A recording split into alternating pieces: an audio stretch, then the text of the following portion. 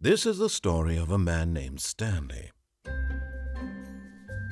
Stanley worked for a company in a big building where he was employee number 427. Employee number 427's job was simple. He sat at his desk in room 427 and he pushed buttons on the keyboard. Orders came to him through a monitor on his desk, telling him what buttons to push, how long to push them, and in what order. This is what employee 427 did every day of every month of every year. And although others might have considered it soul-rending, Stanley relished every moment that the orders came in, as though he had been made exactly for this job. And Stanley was happy. And then one day, something very peculiar happened. Something that would forever change Stanley. Something he would never quite forget. He had been at his desk for nearly an hour when he realized that not one single order had arrived on the monitor for him to follow. No one had showed up to give him instructions, call a meeting, or even say hi. Never in all his years at the company had this happened, this complete isolation. Something was very clearly wrong. Shocked, frozen solid, Stanley found himself unable to move for the longest time. But as he came to his wits and regained his senses, he got up from his desk and stepped out of his office.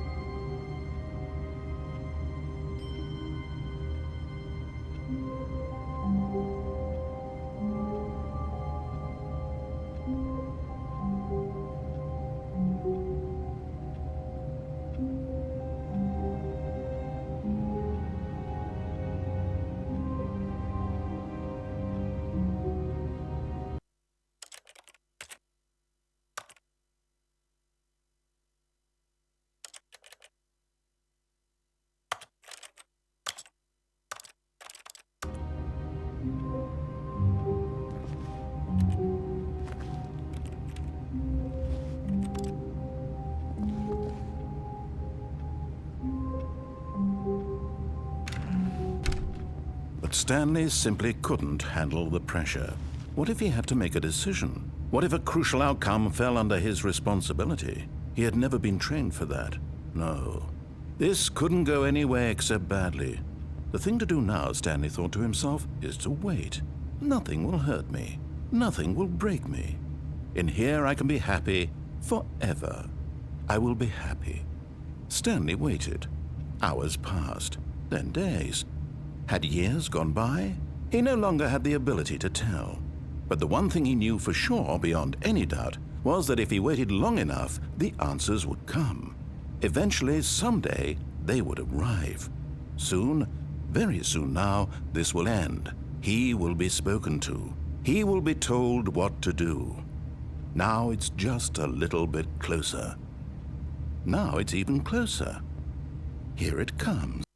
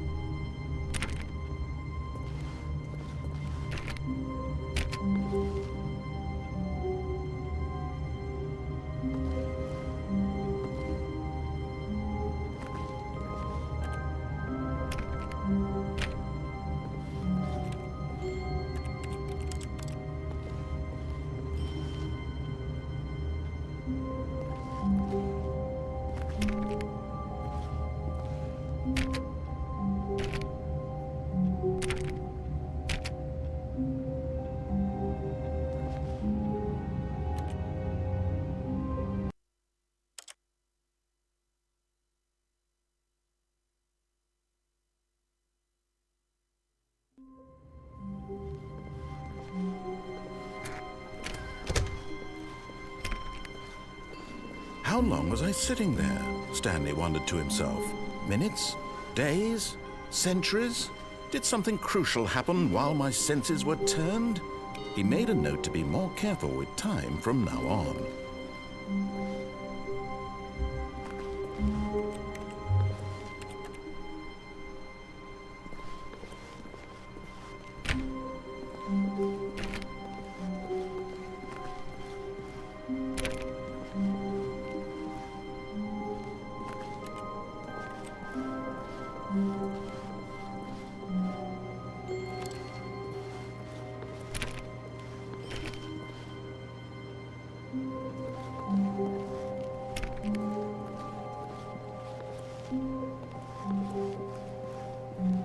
Stanley went around touching every little thing in the office, but it didn't make a single difference, nor did it advance the story in any way.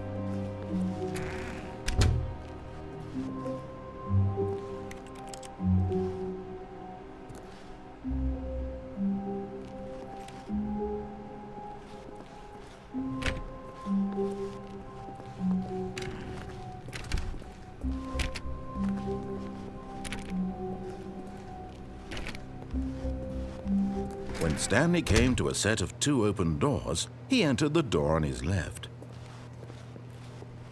This was not the correct way to the meeting room, and Stanley knew it perfectly well. Perhaps he wanted to stop by the employee lounge first, just to admire it.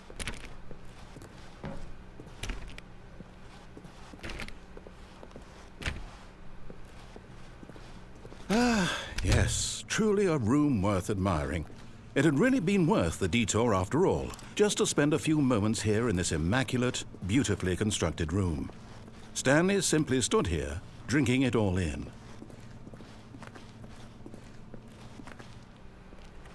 But eager to get back to business, Stanley took the first open door on his left.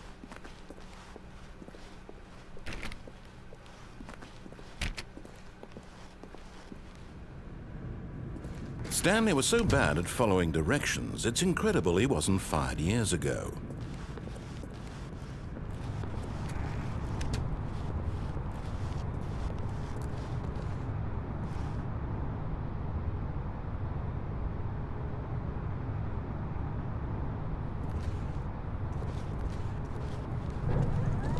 Look, Stanley, I think perhaps we've gotten off on the wrong foot here. I'm not your enemy, really, I'm not. I realize that investing your trust in someone else can be difficult, but the fact is that the story has been about nothing but you all this time. There's someone you've been neglecting, Stanley. Someone you've forgotten about. Please, stop trying to make every decision by yourself. Now, I'm not asking for me, I'm asking for her. This is it, Stanley. Your chance to redeem yourself. To put your work aside, to let her back into your life. She's been waiting.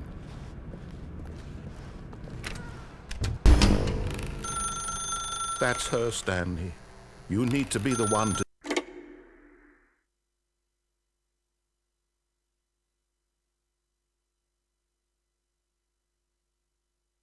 Oh, Stanley, is that you? Hold on, sweetie. Sorry to keep you waiting. I'm just pulling the bread out of the oven. All right. Okay, there we go. All right, now, I want you to come in and tell me all about your day. Gotcha. Oh, come on. Did you actually think you had a loving wife who'd want to commit their life to you? I'm trying to make a point here, Stanley. I'm trying to get you to see something. Come inside.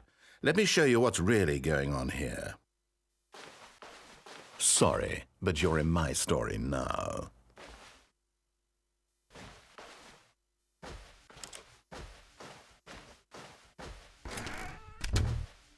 This is a very sad story about the death of a man named Stanley.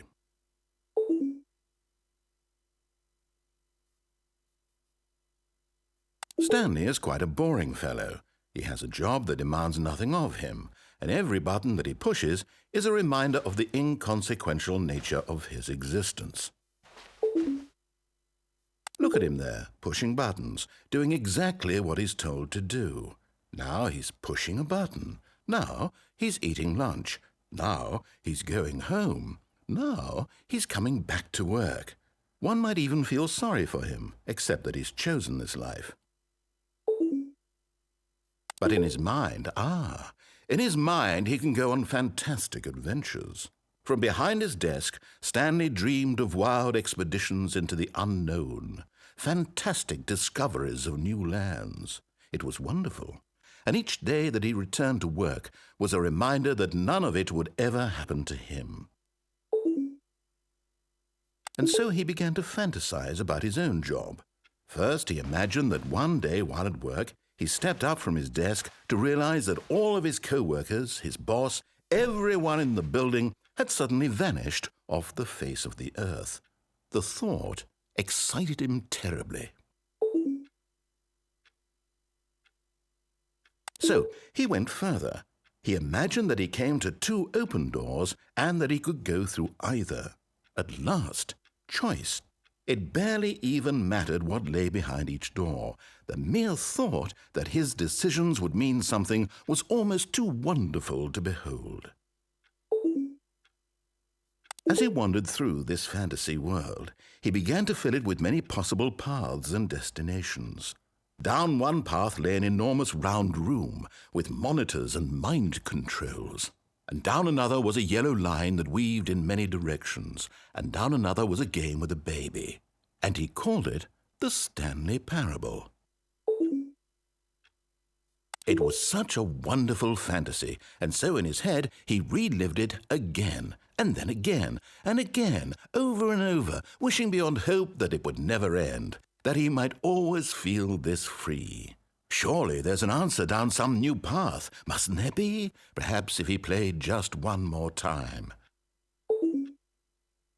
But there is no answer. How could there possibly be? In reality, all he's doing is pushing the same buttons he always has. Nothing has changed. The longer he spends here, the more invested he gets, the more he forgets which life is the real one. And I'm trying to tell him this, that in this world he can never be anything but an observer, that as long as he remains here, he's slowly killing himself. But he won't listen to me. He won't stop. Here, watch this. Stanley, the next time the screen asks you to push a button, do not do it.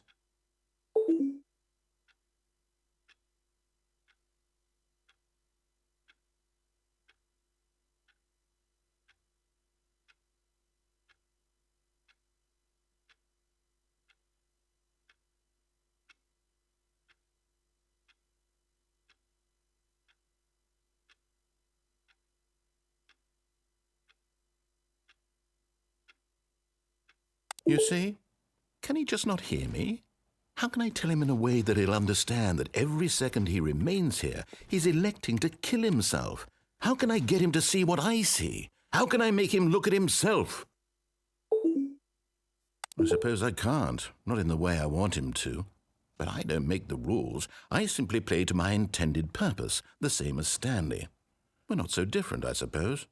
I'll try once more to convey all this to him. I'm compelled to. I must. Perhaps, well, maybe this time he'll see. Maybe this time. And I tried again, and Stanley pushed a button.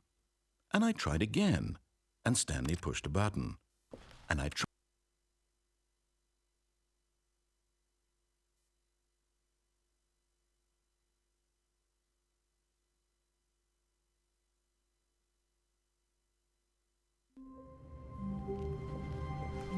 All of his co-workers were gone.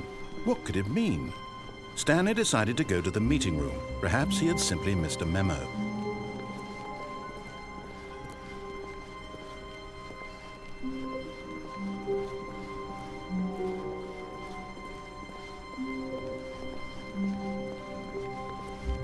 When Stanley came to a set of 2 open, this was not the correct way to the meeting room, and Stanley knew it perfectly well.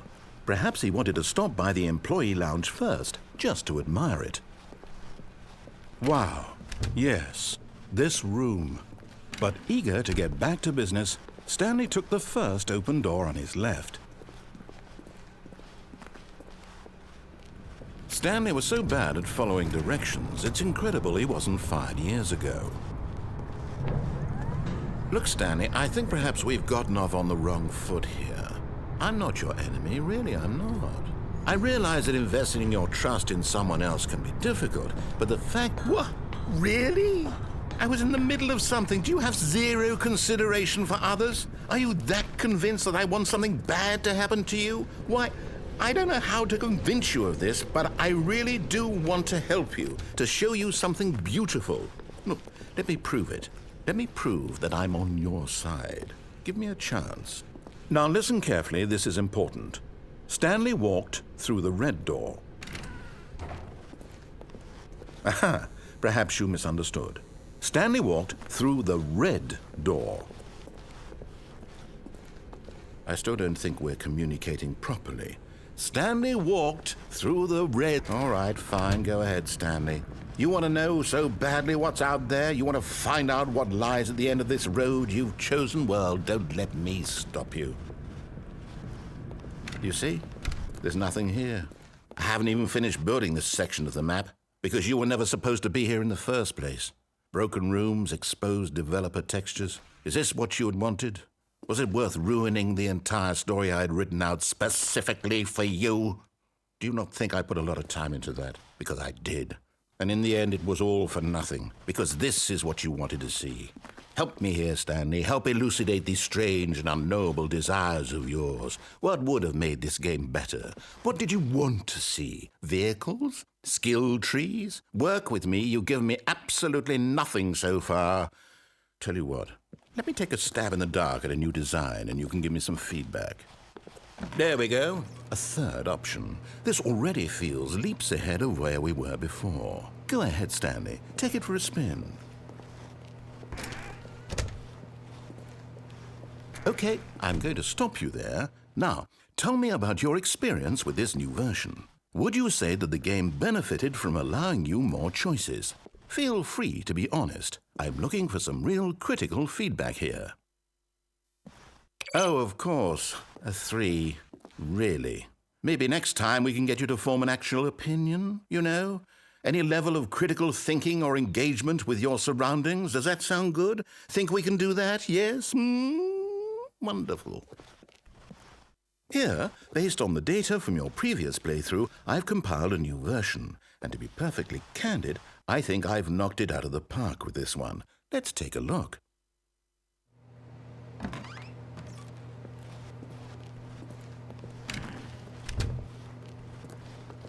Now, would you say that competitive leaderboard helped you feel motivated to keep walking through doors? Again, honest answers, please. Hey, I nearly forgot. I've got a prototype of a new game I've been working on, and now would be a lovely opportunity to give it some playtesting. You wouldn't mind taking a look at it, would you? Perfect. Let me boot it up.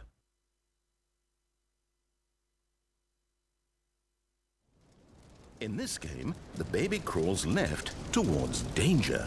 You click the button to move him back to the right, and if he reaches the fire, you fail. It's a very meaningful game, all about the desperation and tedium of endlessly confronting the demands of family life. I think the art world will really take notice. But of course, the message of the game only becomes clear once you've been playing it for about 4 hours. So why don't you give it 4 hours of play to make sure it's effective? Be sure to keep notes on your experience.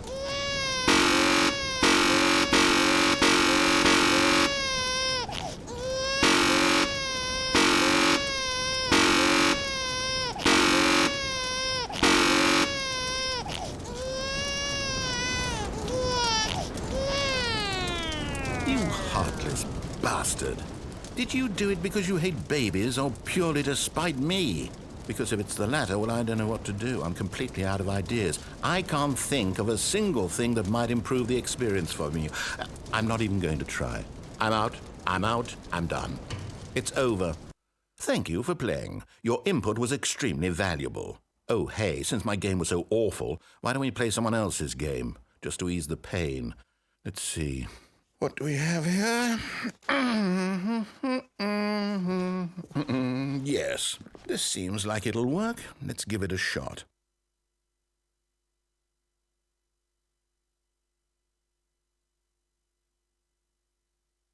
Well, Stanley, is this any better? At last, the one thing you've always desired, a game I had absolutely nothing to do with. But is it enough? Tell me that, Stanley. Will it ever be enough? Well, I'll say this. I'm done making things for you. From now on, I will only create to fulfill a greater artistic purpose. Watch this, Stanley. I'm going to build a house.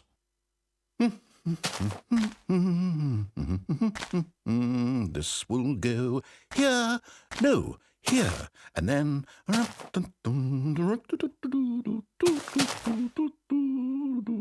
Let's see, what does it need? Yes, of course, and just to finish it all off, yes, it's complete.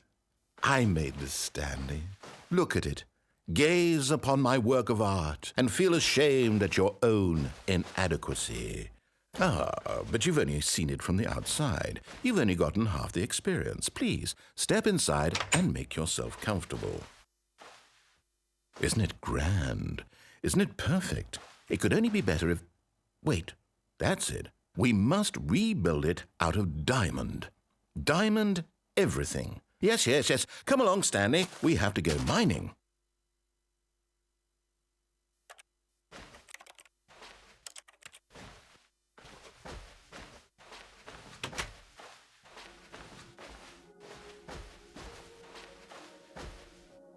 Oh my, it looks like it's going to get a bit dark. Have you brought a light? Oh, no. This is far more open-ended than I had in mind. I'm looking for something more narrow and linear. Something that makes you feel utterly irrelevant. This won't do at all. 1 out of 5. Even the diamonds couldn't save this one. Okay, new game.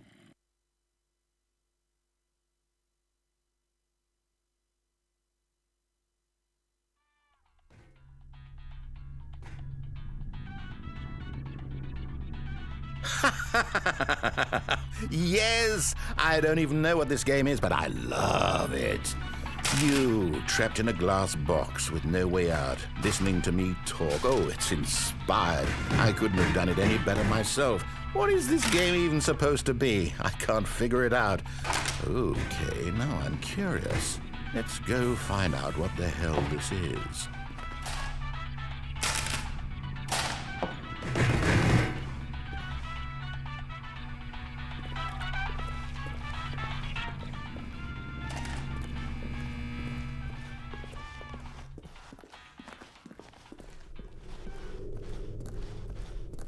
Oh, it's a puzzle. Critical thinking, Stanley. Your forte. Genius. No, actually, you know what? I think that's plenty. I really don't care much to see you stumble through any more of these.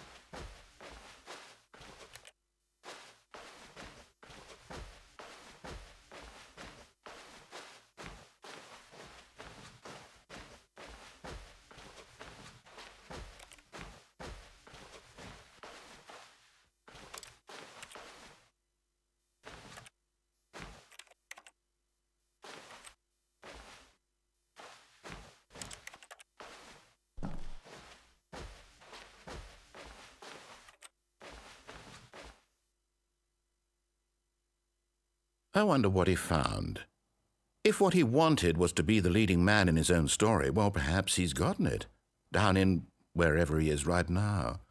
I wonder if he's happy with his choice, and if he's learned the heavy cost that comes with it. He'll understand soon what I was trying to tell him. He needs me.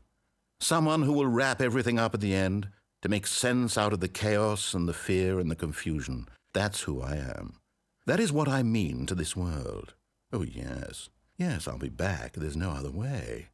Once this ends, after it all comes to a close, then I'll be back. The end will be here soon. Very soon.